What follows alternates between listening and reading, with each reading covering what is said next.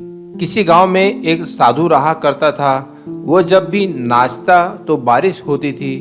अतः गांव के लोगों को जब भी बारिश की जरूरत होती थी तो वे साधु के पास जाते और उनसे अनुरोध करते कि वो नाचे, और जब वो नाचने लगता तो बारिश जरूर होती। कुछ दिनों बाद 4 लड़के शहर से गांव में घूमने आए।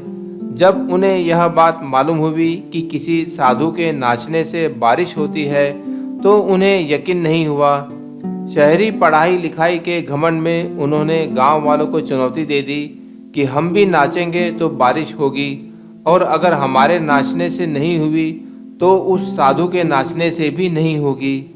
फिर क्या था, अगले दिन सुबह सुबह ही गांव वाले उन लड़कों को लेकर साधु की कुटिया पर पहुंचे। साधु को सारी बात बताई गई। फिर लड़कों ने नाचना शुरू किया।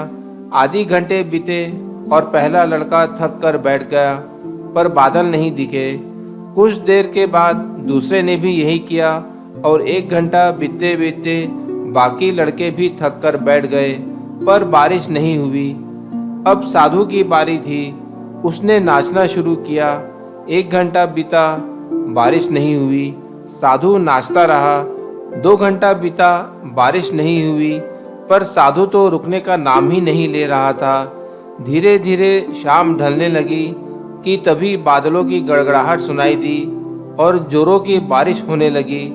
लड़के दंग रह गए और तुरंत साधु से क्षमा मांगी और पूछा, बाबा, भला ऐसा क्या हुआ कि हमारे नाचने से बारिश नहीं हुई और आपके नाचने से हो गई?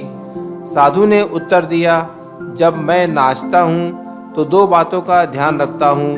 पहली बात, मैं ये सोचता हूँ कि अगर मैं नाचूंगा तो बारिश को होना ही पड़ेगा, और दूसरी ये कि मैं तब तक नाचूंगा जब तक कि बारिश न हो जाए। फ्रेंड्स, सफलता पाने के लिए यही गुण विद्यमान होता है कि वो जिस चीज़ को करते हैं उसमें उन्हें सफल होने का पूरा यकीन होता है, और वे तब तक उस चीज़ को करते हैं जब तक कि उसमें सफल ना हो जाएं। इसीलिए यदि हमें सफलता हासिल करनी है तो उस साधु की तरह ही हमें अपने लक्ष्य को प्राप्त करना होगा।